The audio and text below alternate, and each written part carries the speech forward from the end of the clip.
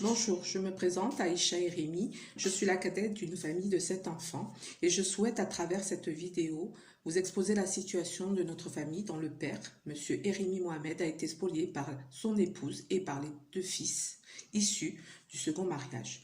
Je sollicite toute votre attention afin que vous puissiez visionner cette vidéo jusqu'au bout dans le but de tout comprendre, d'éclairer et d'alerter les consciences ainsi que toutes les instances qui à un moment donné rédigent des actes et font signer des actes sans se soucier du consentement éclairé et de la filiation. Je parle notamment en ce qui concerne donc toutes les personnes âgées, les personnes vulnérables, les personnes malades. Afin que vous compreniez la situation, je vais vous présenter ma famille. Nous sommes 7 enfants et nous avons perdu notre maman, Allah yarhamha K, en 1987, puis notre frère en 1994, Hassan Allah yarhamou. Ils sont tous deux rapatriés au Maroc. Notre père est âgé de 92 ans et nous sommes donc 6 enfants aujourd'hui auprès de notre parent restant. Notre frère Mohamed est âgé de 61 ans. Notre sœur aînée Khadija est âgée de 55 ans. Il y a 2 jumelles Farida et Fatna qui ont 54 ans. Pardon. La Benjamin Zara a 52 ans et moi-même j'ai 53 ans. Comme je vous le disais en présentation, le bien immobilier de notre père qui est situé à Kenitra à Ouledouji a été spolié par l'épouse et les 2 fils de notre père. Ce bien a été acquis grâce au labeur de nos parents et à notre participation dès nos plus jeunes âges, ainsi qu'au sacrifice de toute une famille. Le souhait de nos parents était de nous offrir une maison dans le pays de nos origines. Je pense que c'était le souhait de bon nombre d'immigrés que la France ou d'autres pays européens ont accueillis au sortir des périodes de colonisation ou de protectorat. Nos parents sont arrivés en France dans les années 1960 et ils n'ont eu cesse de nous transmettre des valeurs de respect, celui de leur pays d'accueil bien sûr, et celui de leur pays d'origine qui sont aussi de fait les nôtres et dont nous sommes fiers. Au décès de notre mère, qui arrive donc en 1987, va s'en suivre une période difficile et douloureuse pour notre famille et pour notre père qui perd une partie de lui. Après un accident de travail, il sombrera dans une dépression qui le conduira à commettre une tentative de suicide. Inquiet et soucieux de son bien-être et à l'écoute de sa peine et de sa douleur d'avoir perdu une partie de sa vie, nous prenons une décision collégiale et répondant à la volonté de notre père, qui est alors de retourner vivre au Maroc.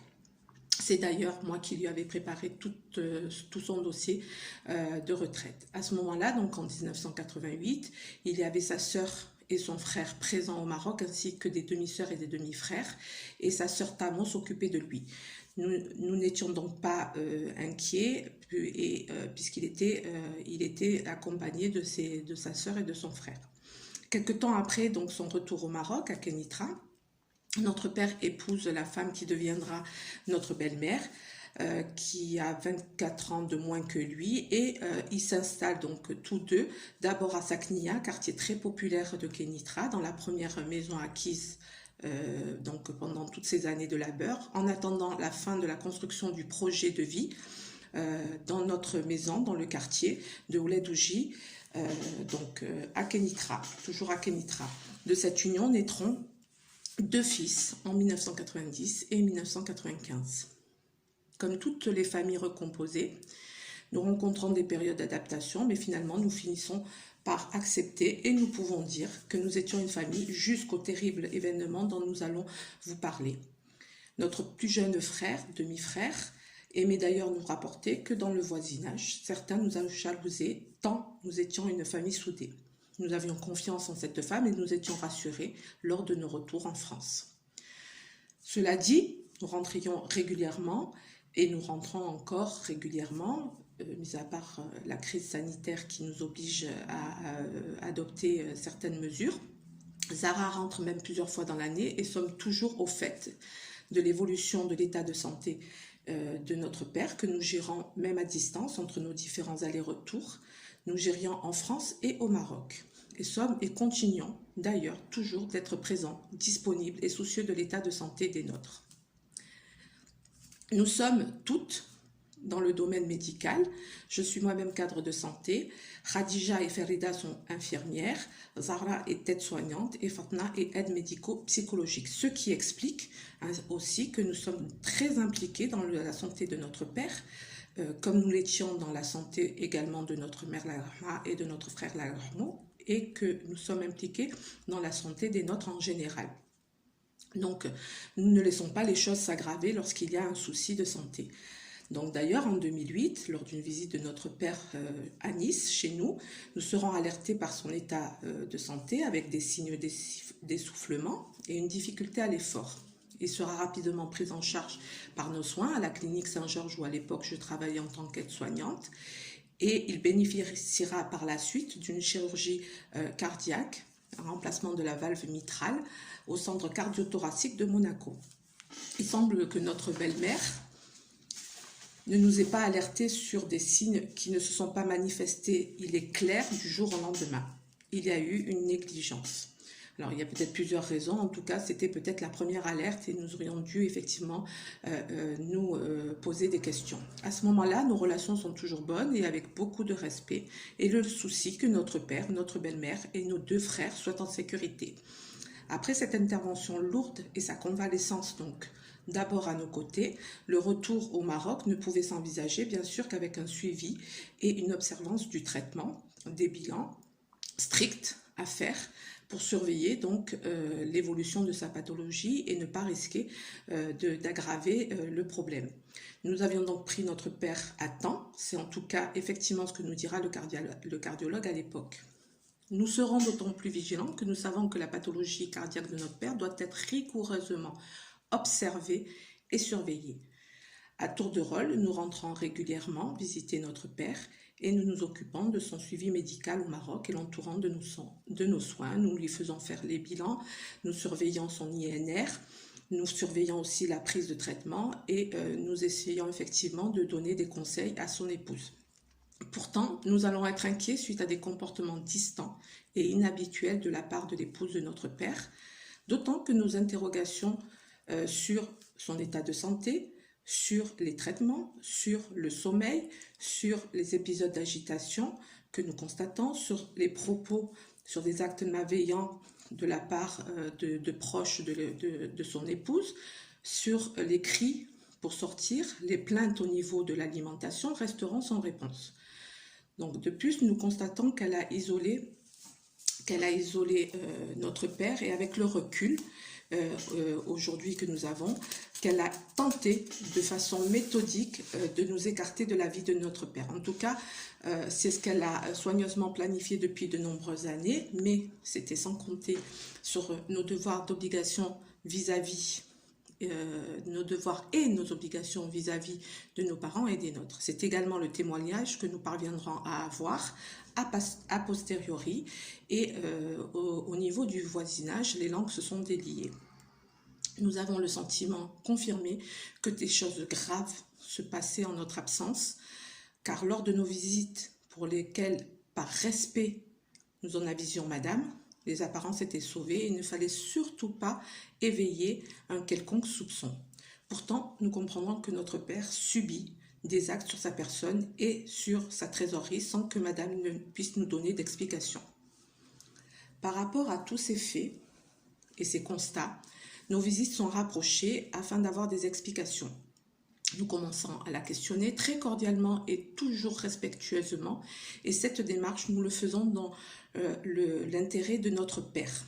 Nous n'aurons pas plus de réponse et elle exprime au contraire la volonté qu'on la laisse en paix et nous certifie qu'il n'y a aucune inquiétude à avoir.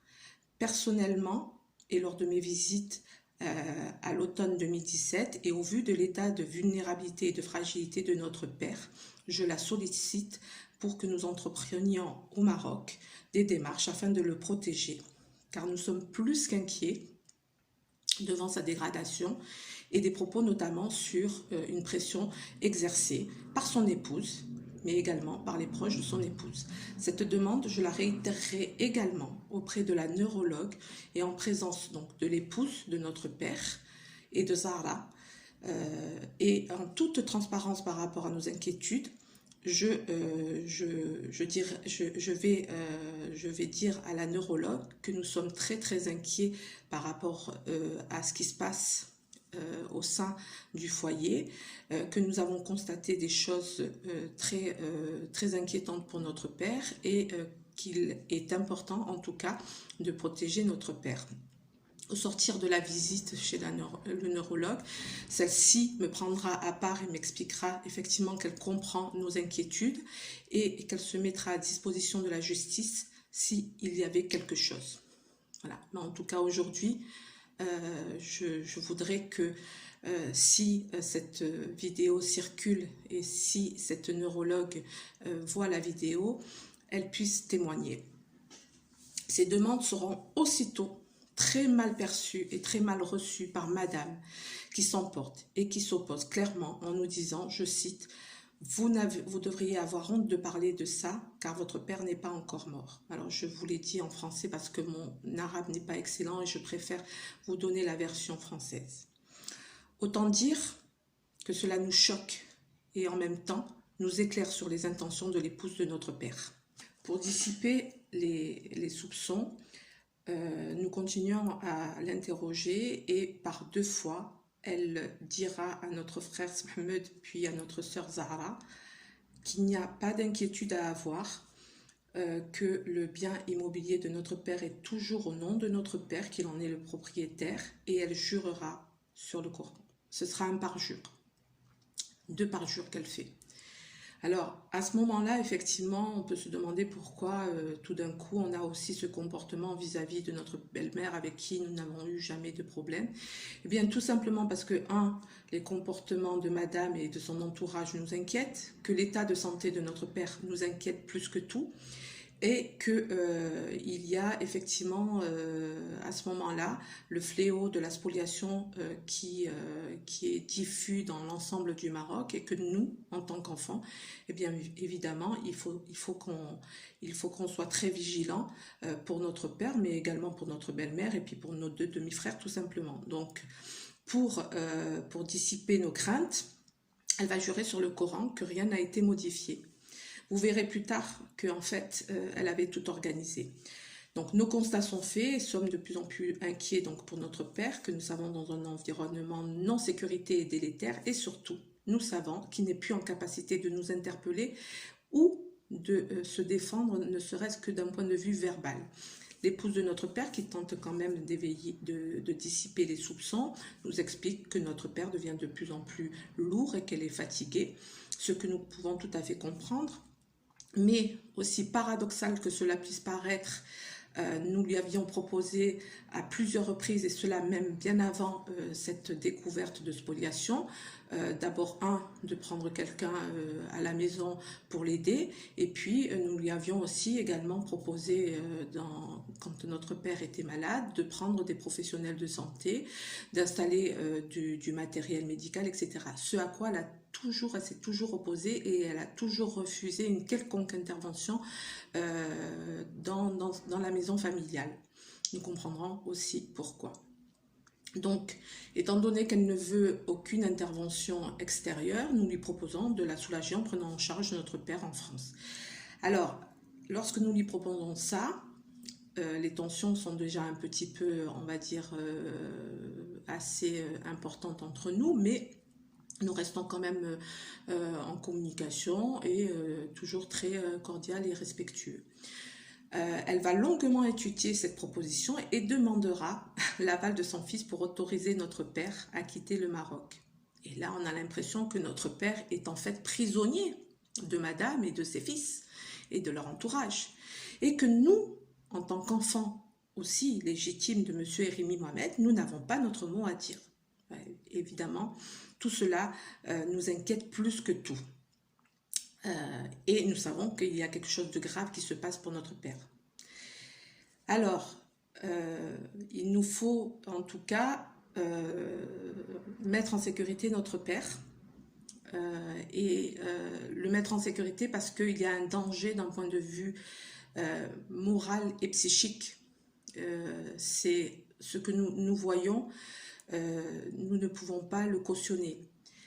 L'épouse de notre père ne laissera sortir notre père que parce que sa carte de séjour périme et que si elle n'est pas renouvelée, donc si elle n'est pas valide, elle ne pourra plus percevoir la retraite de notre père, qu'elle retirait tous les mois et ce depuis plusieurs années, de nombreuses années, de la même façon que c'est elle qui percevait les loyers de notre père, qui n'était plus en capacité de pouvoir gérer son patrimoine.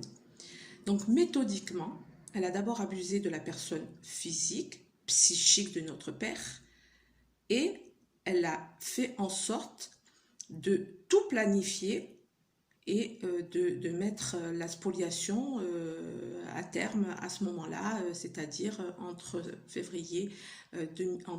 septembre 2017 et février 2018. Le crime, entre guillemets, était presque parfait. Alors, je parle de crime, bien sûr, mais on va dire que je reprends un petit peu les termes qui avaient été pris dans le discours de Sa Majesté Mohamed VI, que Dieu le glorifie, en 2005, justement pour dénoncer ce fléau qu'était la spoliation. Et donc, voilà pourquoi c'est un crime, effectivement, de vouloir spolier, de vouloir voler quelqu'un. Notre père rentrera en 2018 et depuis, il est avec nous en toute sécurité. Après toutes ces inquiétudes, ces suspicions, ces faits observés, ces interrogations restées sans réponse, mais aussi tous les comportements fuyants et opposants de madame, comme des portes fermées, des séquestrations de documents que nous ne parvenons toujours pas à obtenir, des appels téléphoniques en catimini isolés sur la terrasse, des mensonges pour lesquels nous la prendrons en défaut. Alors, je vous ai parlé de certains mensonges, je ne vais pas vous donner l'ensemble des faits que nous avons constatés parce que ce serait trop long et ce n'est pas mon but ici. Le but, c'est de montrer qu'il y avait quelque chose effectivement qui se passait, que, comme dit mon père, suit le monteur jusque devant sa porte. Effectivement, nous, on a toujours été et on est toujours allé droit avec son épouse, avec les enfants. Toutefois, ce n'était pas la même chose de l'autre côté.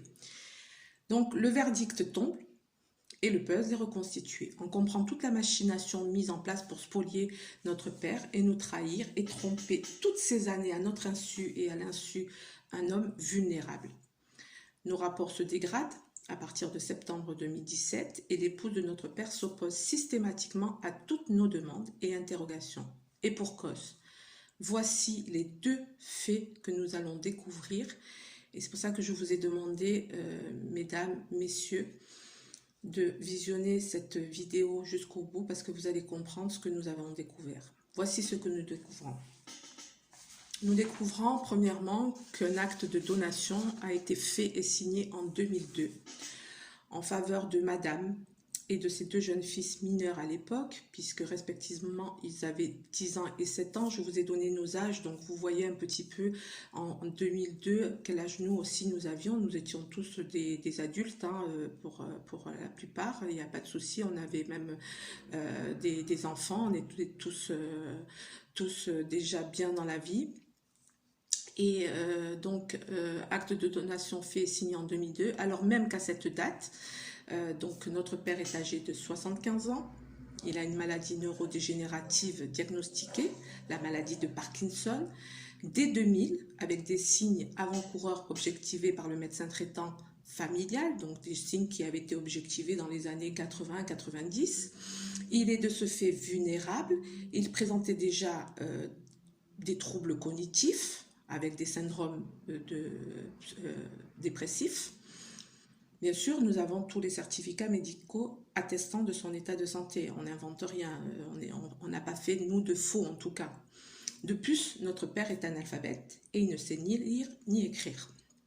La question reste entière. Comment expliquer plus de 16 ans de silence et de tromperie, puisqu'elle avait gardé en son sein cet acte qu'elle a sorti de sa manche au moment le plus opportun, c'est-à-dire qu'elle pressentait que la machination entreprise et organisée de longue haleine allait prendre fin, et surtout, comme nous étions très présents, plus que présents, parce que nous n'avions pas de retour à nos interrogations, elle se sentait acculée, Elle avait en fait, elle craignait d'être prise en défaut, mais elle avait quand même planifié, c'est-à-dire que la deuxième partie le deuxième point que je vais vous énoncer, vous allez comprendre qu'en fait, elle était plus sur le versant fin de vie de notre père que sur bon ben on va continuer comme ça, je vais garder encore l'acte de donation plusieurs années et puis je le sortirai un peu plus tard. Non, elle avait entrepris de le sortir à ce moment-là. Et effectivement, le deuxième point, donc, en janvier 2018, et plus précisément, donc, vous allez voir, entre le 29 et le 31 janvier, l'épouse de notre père, surprise de notre arrivée, est prise en défaut de non-assistance à personne en danger, puisque quand nous arrivons, notre père, qui n'est pas présent dans la maison familiale qui se trouve dans la maison de son épouse, revient accompagné donc de son épouse et du frère de son épouse, et le lendemain nous revenons dans la maison familiale qui était fermée bien sûr, et que voilà, donc nous revenons et nous retrouvons notre père dans un état sanitaire plus que déplorable. C'est effectivement non-assistance à personne en danger. Notre père donc est allongé à côté d'elle. Il a du mal à respirer, il est hagard, sédaté, il est parasé, il tousse, et elle est à côté de lui, et en fait elle ne l'assiste pas, et lorsque je lui fais un électrochoc, que je lui dis que s'il reste dans cet état allongé comme cela, le risque c'est qu'il risque de mourir étouffé, ce à quoi elle va me répondre ah bon.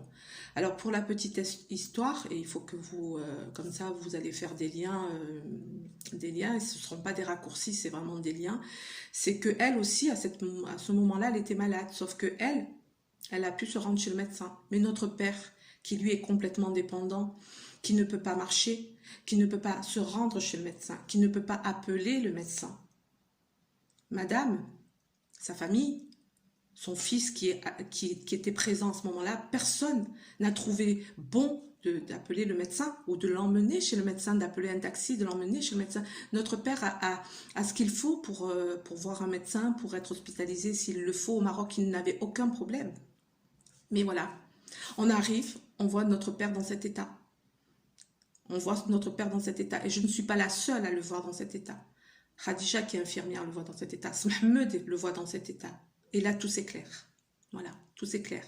Alors, bien sûr, on aurait pu dire, bon ben ça en reste là. Nous emmenons notre père le 29 janvier chez le médecin.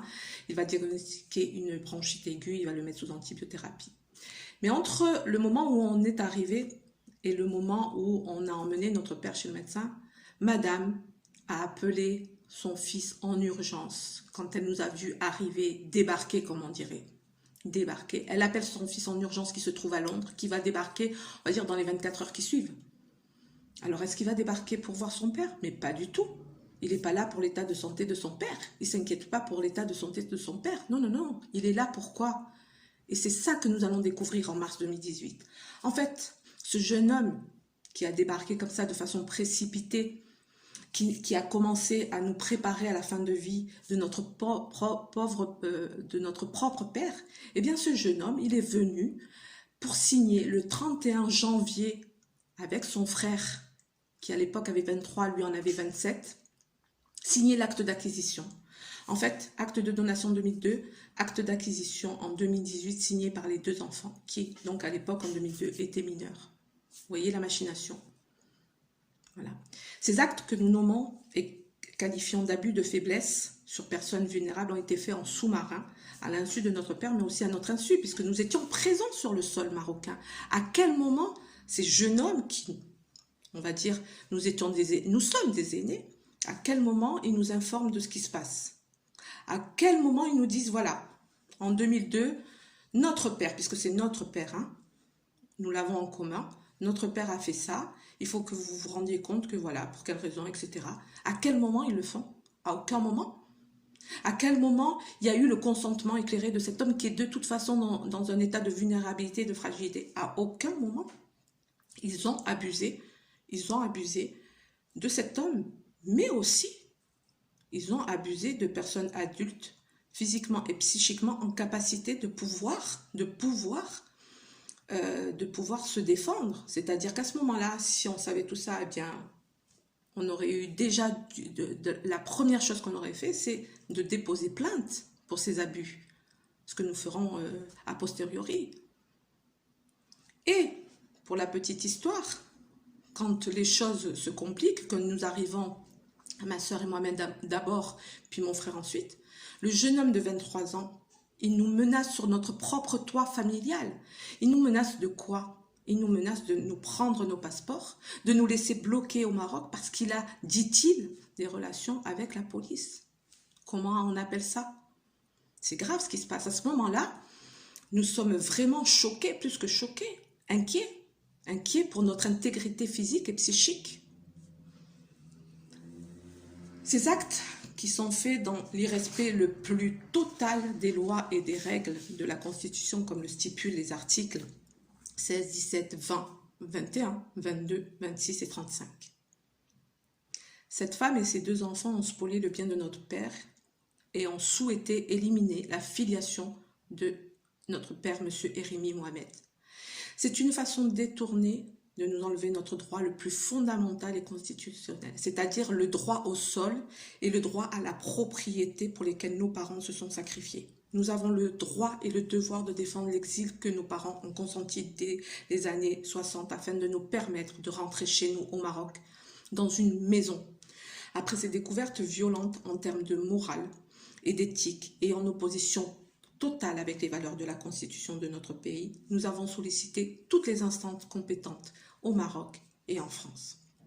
Nous avons adressé plusieurs lettres au cabinet royal et nous attendons les retours de ces courriers. Aujourd'hui, nous nous adressons aux autorités compétentes, au ministère de la Justice. Et à travers cette vidéo, à Sa Majesté Mohamed VI, que Dieu le glorifie et le protège dans ses missions pour son peuple présent aux 4 coins du monde. Nous alertons et sensibilisons l'opinion sur ces agissements frauduleux et ces comportements de voyous dignes d'organisations mafieuses. Nous sommes donc en procédure depuis 2 ans et demi et toutes les procédures sont rejetées. On ne sait pas pourquoi. Reportées, on ne sait pas pourquoi. Incompréhensible. Notre père a 92 ans. Il est urgent de lui rendre justice. Car nous savons que de l'autre côté, du côté de madame et de ses 2 fils, ils temporisent, car ils n'attendent que le dernier acte. Acte de donation, acte d'acquisition, acte de décès, qui mettrait terme à toutes ces procédures. Je vous parle sans tabou. Alors, c'est peut-être vous dites c'est des accusations, non. Nous avons vu ces personnes. Nous les avons vues. Nous avons vu ce qui a été fait à notre père. Et ne rien dire, ce serait cautionné. Et aujourd'hui, c'est ce cri-là que je lance avec le soutien de ma famille. Car je parle non seulement au nom de mon frère, au nom de mes 4 sœurs, mais je parle dans l'intérêt et la défense des droits de notre père. Tous ces actes et comportements portent un nom. C'est du vol qualifié, des abus sur personnes vulnérables, et tout cela est condamnable. Nous restons confiants en la justice de notre pays, en la justice des hommes en règle générale, et si notre crise reste sans réponse, et que ces actes ne sont pas punis par la justice des hommes, il restera la justice divine. Et cette justice divine, personne n'y échappe. Voilà, je vous remercie en tout cas d'avoir visionné jusqu'au bout cette vidéo. Et pour notre part, pour la famille de M. Hérimi Mohamed, nous souhaitons avoir un retour de la justice. Nous souhaitons avoir un retour du cabinet royal. Et nous souhaitons surtout que toute cette procédure soit bien étudiée, que tout notre dossier soit bien étudié, car le sentiment qu'on a, c'est qu'il est au fond d'un tiroir, qu'il n'y a personne qui s'y attarde, et donc on aimerait bien savoir pourquoi. Donc au niveau des certificats médicaux, et là c'est la convalescence de notre père en 2008, là c'est le protocole de soins du diagnostic de notre père de sa maladie de Parkinson dès 2000. C'est un des certificats médicaux de notre médecin traitant. qui a suivi nos parents depuis leur installation dans nos premiers villages. C'est un certificat du neurologue, voilà, à son retour ici en France. Et c'est le certificat médical de son médecin traitant, voilà. Donc, tout ce que je vous ai énoncé, bien sûr, nous avons toutes les preuves. Nous n'avons pas fait cette vidéo comme ça, nous ne sommes pas adeptes des réseaux sociaux. Nous, tout ce que nous voulons, c'est la justice pour notre père, pour notre famille, mais également la justice pour l'ensemble des victimes de spoliation, un peu partout dans le monde. On sait très bien que nous ne sommes pas seuls. Et ce que je voulais dire, c'est pas une simple histoire de famille ou un conflit. On n'est pas là-dedans. Nous, on n'a pas, on a des vies déjà bien rangées, etc.